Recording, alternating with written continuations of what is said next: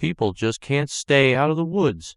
22 years after student filmmakers Heather, Mike, and Josh vanished while making a documentary film about the Blair Witch according to the marketing, at least, and 17 years after their story spooked audiences to the tune of $248 million at the box office, a surprise sequel has wound its way into theaters.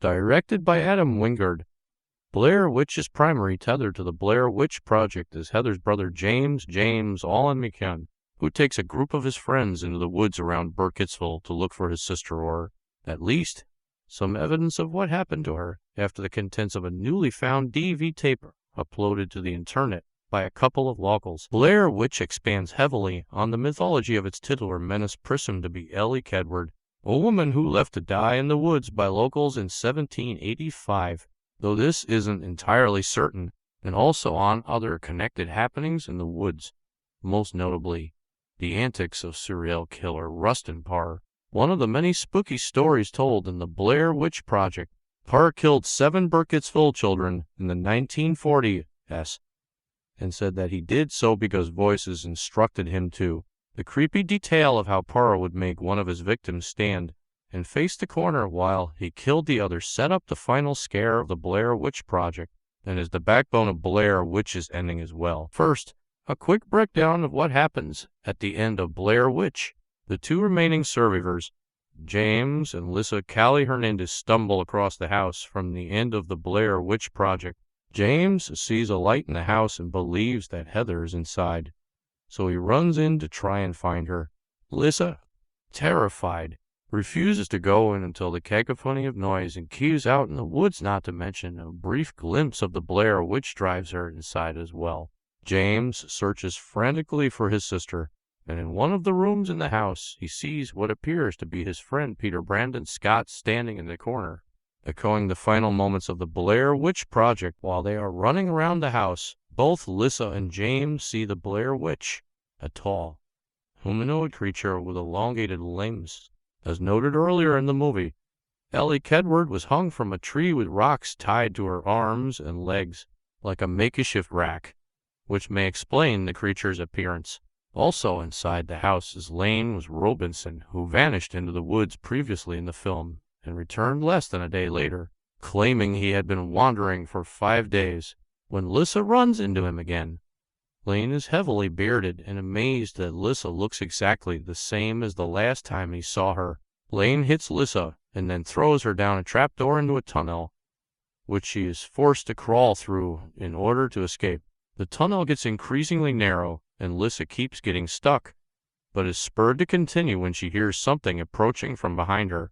Eventually, the tunnel opens out in another part of the basement, where Lisa runs into Lane and stabs him in the throat. James and Lisa meet up in the attic, where a bright light brightly shines through the windows and cracks in the walls. Before fading, the 2 of them decide to stand and face the corner, since the legend suggests that the witch can only kill them if they look directly at her. However, the witch tricks James into turning around by speaking to him in his sister's voice, and then tricks Lisa into turning around by speaking to her in James' voice. The movie ends on a shot from Lisa's dropped camera, which eventually cuts to black. So what does this all mean, and how does it connect to the original movie? The witch's ability to compress and warp time is introduced about halfway through the movie, when Lane and Talia emerge from the woods after experiencing 5 or 6 days without any sunlight, while less than a day has passed for the rest of the group. This never-ending darkness then takes over for the rest of the movie, either because the night has been extended or as the brief flash of light through the attic windows may indicate because the daytime has been extremely accelerated.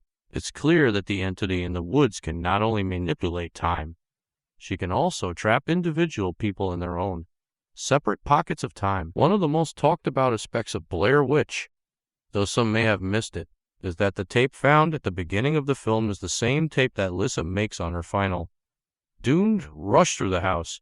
The tape was somehow sent back in time and left as bait to lure James and his friends to their deaths in the woods. Note, also, that the house was supposed to have burned down decades ago and could not be found by any of the search parties that went looking for Heather. Mike and Josh, the lightning-struck tree outside the house at the end of the movie is the same tree where the DEV tape was found. But when Talia and Lane found the tape, the house was not there. This indicates that the house, and indeed the rest of the woods, exist in a separate dimension where time behaves differently relative to the outside world.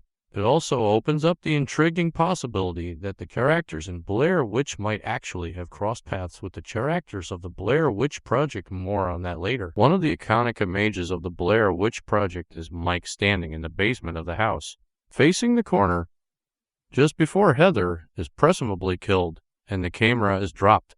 Blair Witch clarifies the importance of standing and staring into the corner by adding a footnote to the folktale that the witch's appearance is so terrifying, anyone who looks at her will die immediately. Basically, she's Medusa. This is complicated somewhat by the fact that the witch is glimpsed numerous times prior to James and Lissa standing in the corner, so it's a bit late for them to avoid seeing her. In fact, there's an argument to be made that the rule about not looking at the witch is just an odd bit of folklore, and that facing the corner actually does nothing to protect people from her, as established in the Blair Witch Project. The entity in the woods can mimic people's voices as a trick to lure people into trying to find them. Josh, for example, is heard calling out to Mike and Heather after they have heard him screaming all night. And Heather has found his teeth and blood inside a bundle tied up with tattered strips of his shirt. Russ and Parr also said that he killed his victims because voices told him to do it, but did not say that the voices were that of the witch. Hope you enjoyed my breakdown of Blair Witch. Please subscribe. Hell House LLC video later.